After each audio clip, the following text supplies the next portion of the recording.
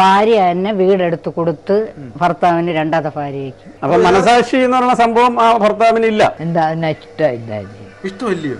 സ്വന്തം ഭാര്യയില്ല അവന്റെ? അങ്ങനെ ചോദിച്ചാൽ പറഞ്ഞു നിങ്ങൾക്കൊരു ആവശ്യമില്ല അയൽവക്കത്തിന്, എന്റെ ഭാര്യയെ കൊണ്ടുപോകാൻ എനിക്കറിയാമെന്ന് അമ്മ പറഞ്ഞു. ഒരു അമ്മയും കുഞ്ഞിൻ്റെയും ജീവൻ പൊലിഞ്ഞ വീടിന് മുന്നിലാണ് നമ്മളിപ്പോൾ നിൽക്കുന്നത്. അക്യുപഞ്ചർ എന്ന ചികിത്സാ സമ്പ്രദായത്തിലൂടെ സ്വന്തം ഭാര്യയെ കൊലയ്ക്ക് കൊടുത്ത ഒരു ഭർത്താവ്. ആ ഭർത്താവിനെതിരെ ജനരോഷവും അയൽവക്കക്കാരും പറയുന്നത് നമുക്ക് കേൾക്കാം. ഞാൻ ഇന്നൊരു അക്യുപഞ്ചർ ഒരു വൈദ്യനായിട്ട് സംസാരിക്കാൻ പറയുന്നത് പ്രസവത്തിന് ഒരിക്കലും അക്യുപഞ്ചർ പറയുന്നതല്ല. അപ്പൊ ഇവര് താമസിക്കുമ്പോഴേക്ക് നാട്ടുകാർക്ക് ശ്രദ്ധിക്കുമായിരുന്നു, ആരൊക്കെയൊന്നും അല്ല അറിയാവുന്നവർ. നാട്ടുകാർക്ക് വ്യക്തമായിട്ട് അവരെ ആരും അറിഞ്ഞൂടാ. ഈ കൊച്ചിനെ മാത്രം ഇങ്ങനെ നടന്നു പോകണമായിട്ട് നാട്ടുകാർ കണ്ടിട്ടുണ്ട്. അതിന് വ്യക്തമായ മുഖമൊന്നും കണ്ടുകൂടാ. പുറത്ത് കൊച്ചിനെ എന്തെങ്കിലും കൊണ്ടാക്കും, പെട്ടെന്ന് തന്നെ വീടിനകത്ത് കയറും. ഗർഭിണി ആണെന്ന് പോലും ഈ കൊച്ചിന്റെ അമ്മ ഇതുവരെ അറിഞ്ഞിട്ടില്ല. അറിഞ്ഞിട്ടുണ്ടെങ്കിൽ അവരിന്ന് വരുമായിരുന്നു.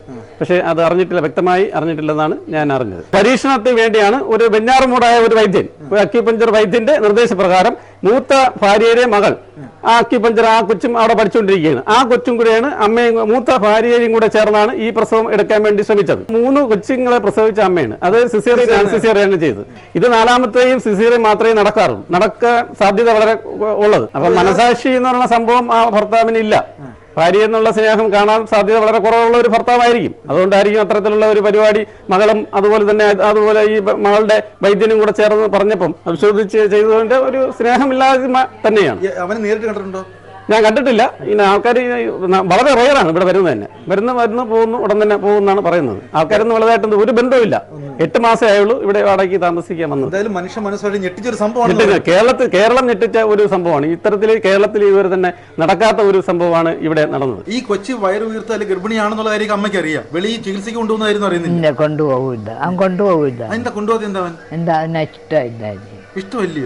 സ്വന്തം ഭാര്യയില്ല അവന്റെ? പിന്നത്തെ കൊണ്ടുപോകാത്ത? രണ്ടാം ഭാര്യയല്ലേ? രണ്ടാം ഭാര്യയാണെങ്കിൽ ഭാര്യ തന്നെ അല്ലേ?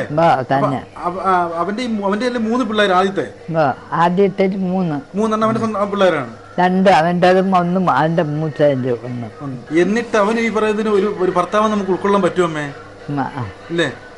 അവളെ ഭീഷണിപ്പെടുത്തി വെച്ചിരിക്കണം. ആരും മിണ്ടിക്കൂടാ, ഒന്നും പറഞ്ഞുകൂടാ. അതാണ് അവൾ അങ്ങനെ കരിഞ്ഞത്. ഇങ്ങനെയുള്ള വിഷയങ്ങളൊന്നും നിങ്ങൾ അറിയുന്നേ ഇല്ല. അമ്മയോടൊന്നും പറഞ്ഞിട്ടില്ല? നമ്മൾ മിണ്ടൂല്ലല്ലോ, നമ്മൾ കാണാനുണ്ട്. ഇതിലെ പറയിട്ടിട്ട് പോകും. വന്ന ഇടയ്ക്ക് അയൽവക്കങ്ങളായിട്ട് മിണ്ടുമായിരുന്നു. ഇപ്പം അതുമില്ല, വിലക്ക് മിണ്ടിക്കൂടാന്ന്. എൻ്റെ ഭാര്യ വയറ്റിലിട്ട പെറും, അവൾ പെറച്ചഴിക്കും എന്നൊക്കെയാണ് പറഞ്ഞുകൊണ്ടത്. ഇവന്റെ മൂത്ത കെട്ടിലെ ഒരു മോളാണല്ലോ ഈ അക്യുപഞ്ചറിസ്റ്റ്. ആ കൊച്ചു വന്ന് ചികിത്സിക്കുന്ന അവളും കൂടെ ഉണ്ടായിരുന്നു. ആംബുലൻസിൽ കൊണ്ടുപോയപ്പോൾ അവളും അവളെ ഭർത്താവും മോളും ഉണ്ടായിരുന്നു. പിന്നീടാണ് അറിഞ്ഞ അവര് ആണെന്ന്.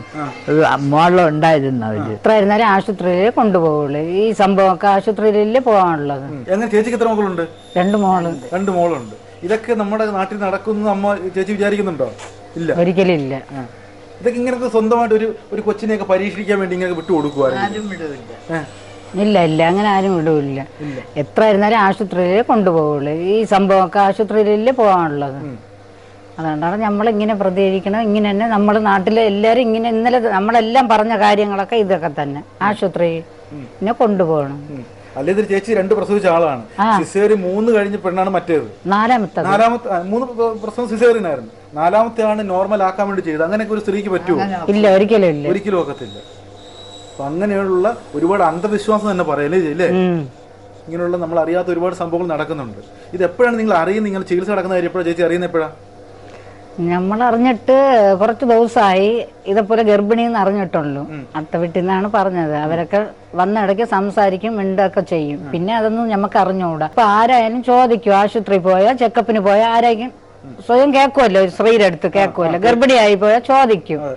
അങ്ങനെ ചോദിച്ചാൽ പറഞ്ഞു നിങ്ങൾക്കൊരു ആവശ്യമില്ല അയൽവക്കത്തിന്, എന്റെ ഭാര്യയെ കൊണ്ടുപോകാൻ എനിക്കറിയാമെന്ന് അമ്മ പറഞ്ഞു. സ്വയം ഭർത്താവ് പറഞ്ഞിട്ടുണ്ട്. പിന്നെ അതിനുശേഷം ഭർത്താവ് വിലക്കിയെന്ന് ഭാര്യ അടുത്തൊന്നും സംസാരിക്കില്ല, മിണ്ടല്ലെന്ന്. പെൺകൊച്ചിനെ നേരിട്ട് കണ്ടിട്ടുണ്ടോ? ഈ പറയുന്ന ഈ ചികിത്സ നടത്തുന്ന അക്യുപഞ്ചറിസ്റ്റ് ആയ 18 വയസ്സുകാരെ കണ്ടിട്ടുണ്ടോ? അല്ല, പോവും വരുന്നില്ല. കയറി പറഞ്ഞാ കണ്ട ഇങ്ങനത്തെ ഒന്നും അറിഞ്ഞൂടാ.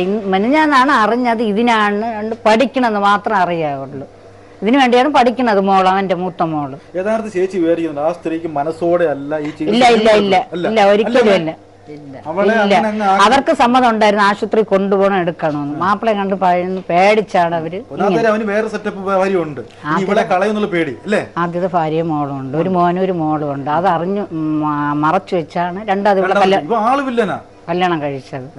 ഇങ്ങനെയൊക്കെ അറിയാം. ആദ്യത്തെ ഭാര്യ ഇവിടെ വീട്ടിൽ വന്ന് കയറി വരും, മോളും മോനും എല്ലാരും വരും, ആക്റ്റീവിൽ വരും, പോകും. ഇതെല്ലാം ഈ രണ്ടാമത്തെ ഭാര്യ കണ്ടുകൊണ്ടിരിക്കുക, മൂത്ത ഭാര്യ വരുന്നതൊക്കെ. ഇവിടെ ആ ഭാര്യക്ക് ഇഷ്ടമാണ്, ഈ രണ്ടാമത്തെ ഭാര്യക്ക് ഇഷ്ടമാണ് ഈ അറിഞ്ഞ ശൈലി അറിഞ്ഞത് കല്യാണം കഴിച്ചെന്ന്. ചതിച്ച് കെട്ടിയതാ, പാലക്കാട് പോയി കെട്ടണമെങ്കിൽ ചതിച്ച് കെട്ടിയതായിരിക്കും. ഇവിടെ കെട്ടിയാണ് ഇവിടെ കൊണ്ടു മൊബൈൽ വഴി കണ്ട് സംസാരിച്ചെടുത്ത് ഭാര്യ തന്നെ വീടെടുത്ത് കൊടുത്ത് ഭർത്താവിന് രണ്ടാമത്തെ ഭാര്യയ്ക്ക്. മൂത്ത ഭാര്യയാണ് വീടെടുത്ത് കൊടുത്തത് വാടക. അവനെ വിടാഞ്ഞത് ജയിലിട്ടിഞ്ഞാലും അവനെ വിടാഞ്ഞത്. ആ ഭാര്യയും മോളെയുമാണ് പിടിച്ചു ചോദ്യം ചെയ്യുക. ഇത്തരത്തിലുള്ള അന്ധവിശ്വാസങ്ങളിലൂടെ മരണപ്പെട്ട ആ അമ്മയും കുഞ്ഞിനും നിത്യശാന്തി നേരുന്നു. ഇനിയും ഇത്തരത്തിൽ നമ്മുടെ സമൂഹത്തിൽ സംഭവിക്കാൻ പാടില്ലാത്ത പ്രവൃത്തികളാണ് നമ്മൾ കണ്ടത്.